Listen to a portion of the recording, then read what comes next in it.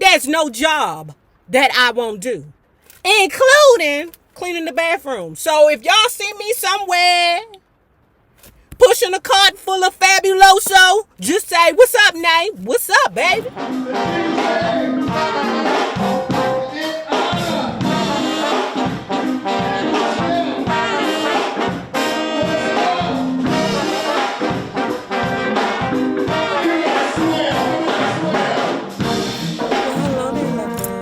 Hello there, Bellas.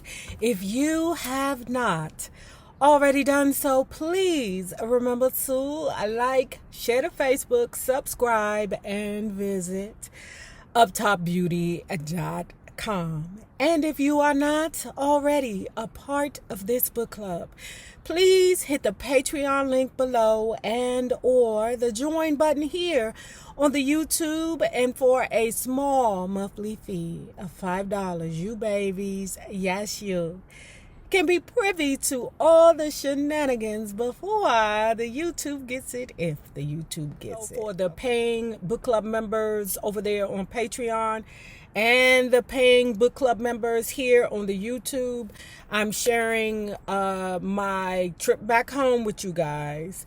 And when I start work, I'm going to be sharing my on my way to work videos. You know how I used to do like back in the day.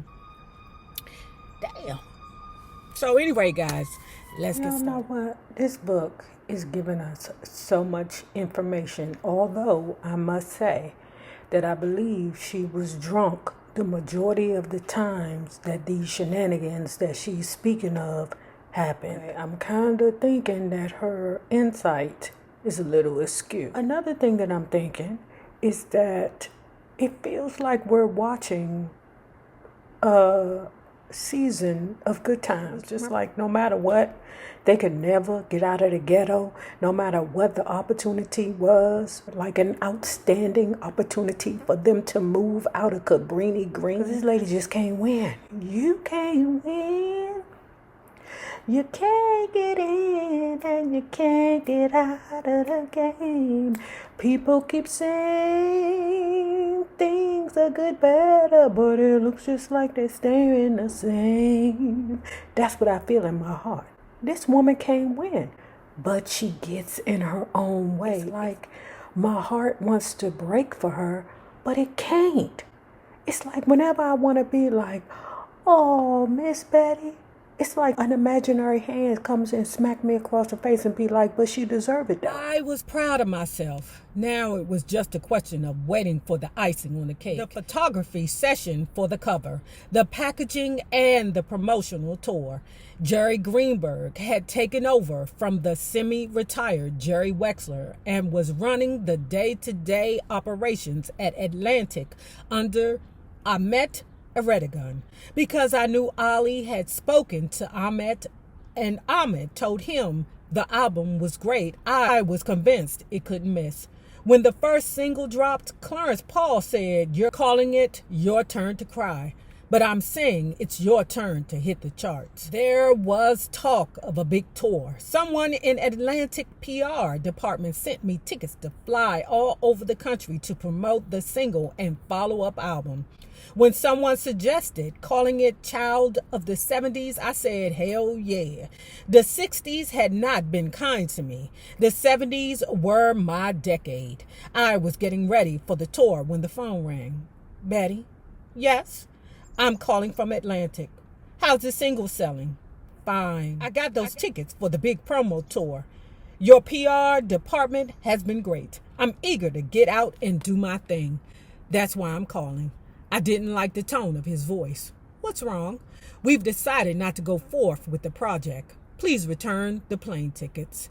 There was nothing to do but crawl under the dining room table, assume the fetal position, and not move for 2 weeks. I was completely and absolutely devastated. Buzzard luck. Motherfucker. I have to call it something more than the blues. The blues will come late at night or early in the morning. Stay an hour or two and be gone. The blues will darken your day or ruin your evening, but a stiff drink or a potent joint can usually chase the blues away. Depression is something else. Curled up under the dining room table, I didn't want to go anywhere. I didn't want to talk to anyone, didn't want to see anyone, didn't want to move. I wanted the floor to open up and swallow me whole. Nothing mama or sister said mattered. I liked seeing Terry. She was 12 years old and on the verge of becoming a beautiful teenager. But even the presence of my only child didn't pull me from the depths of despair. They say hope is helpful, but expectations will get you in trouble. Hope means you think there's a chance that things will come out right. And an expectation means you damn well demand it. After all this time, I did expect to have an album out. Promises were made at Atlantic by everyone from the janitor to the president. My producer, who had fed the industry a slew of hits, told me Child of the 70s was the highlight of my career. There are at least 4 singles on this record that can go top 10, Brad Shapiro said. These were statements that wouldn't stop whirling around my head as I hid from the world, not answering calls, not venturing out, not even wanting to look out the window. It took the professor to break the depression. One day, Jim Lewis just showed up. I didn't even want to open the door. Give me a cup of coffee, he said. Go out and buy your own damn cup of coffee. Nice to know I'm welcome here. It's not you, Jim. You know that. This time, it's not all that easy getting going again. I understand. If you understand, why are you over here bothering me? 'Cause I got a gig for you. Phelps, something better, a jingle. How much does it pay? Nothing right now. So that's the good news? A job that pays nothing? It's a talent contest. Schaefer Beer.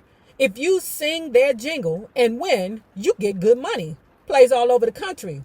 So it's an amateur hour? No, Betty. It isn't an amateur hour.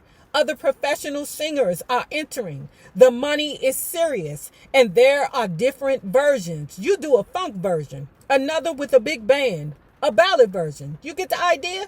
I don't like the idea. Why? Because it's a horse race. I have too many damn records out there for me to do something for free. Hold, Clarence. Hold the hell on, Clarence. Let me tell you something. I need y'all to look in my eyes, okay? They're a little puffy because my allergies ain't working right, okay? But listen, there is no job that is too good. Now, yes, I did not have a job for about 5 years, okay? And I'm very fortunate, again, to be with such a reputable company for them to take a chance on me. Because, you know, it hasn't been easy not being a part of the working force for so many years. I think it's been probably 6 years because I've been working for myself for about 6 years, but I'm starting all over again. It is part-time, but I mean, it is what it is. But let me say this. I don't care who I'm married to. Okay. I don't care what I drive, where I live. I am never too good for any job. Word. It was just that I didn't need to work for somebody else for all those years. But now that the time is here where I have to go get me a part-time job, okay, in order to make ends meet, for me to make sure that my future is in a good position for when I finally do kick the bucket, there's no job that I won't do, including cleaning the bathroom. So if y'all see me somewhere pushing a cart full of Fabuloso, just say, what's up, Nay? What's up, baby? You're telling me you don't need the money? You know goddamn well I need the money. Then swallow your pride, girl, and be grateful I'm bringing this to you. You get on my nerves, Jim Lewis. You really do. Shit. Jim Lewis looking out for you, girl. For you. A week later, I was in the studio singing the jingle. A few weeks after that, I learned I had won the contest, and Schaefer Beer was using my version coast to coast. And I want to know why you too goddamn good to do a commercial. Al Jarreau did a McDonald's commercial. What's her name? Mary J. Blige. What's in the crispy chicken wrap? She did her goddamn commercial. Who else do commercials, y'all? Cardi B and Offset got what is that? McDonald's meals. So do Saweetie. I'm like, why you think you too good to do that, girl? What the hell? Donnie Hathaway did the opening theme for Maude. like, what the hell? Girl, you too good. Girl, I'm telling you, her ego, her immaturity gets in the way of her success. Number one, I'm not saying the lady can't sing. I'm not saying that. What I'm saying, just in her mind, she thinks she's better than what she is. But she is an Aquarian. And sometimes being better in your mind than what you are is your path to success. Real talk. Because can't nobody tell you nothing or steer you from believing in yourself. But child, girl, you better get down there and do that damn beer commercial. Maybe I won because that was my attitude. I sang with conviction. I was representing the true feelings of us real drinkers. Once again, Jim had come through. Now, I done told y'all before, Miss Bettye looked like she still will put a goddamn drink to her mouth. Miss Bettye is the light skin.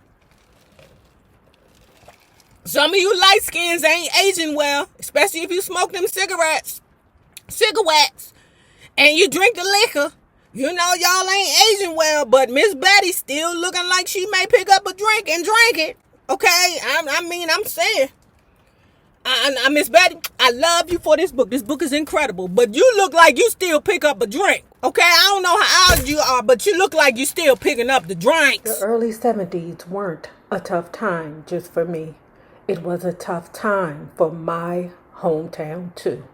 Berry Gordy and his gang had picked up lock, stock, and barrel and moved the Motown office to LA. In the 60s, Detroit was at the center of the musical universe. In the 70s, Detroit was flat out abandoned. Of the Gordy family, only Esther, who had a great sense of civic responsibility, stayed around to represent the company, but that really meant nothing. Motown's greatest resources, its stars, studios, marketing, and promotional teams were all in Hollywood. The way she describes it, it gives me a full spectrum of what the Detroit atmosphere and emotion was like after Motown left. Because believe me, Berry Gordy had to be well aware of what leaving Motown would do to Detroit. Baseball fans say that when the Dodgers left Brooklyn, Brooklyn was never the same. That was equally true of Motown and Detroit. You say that you love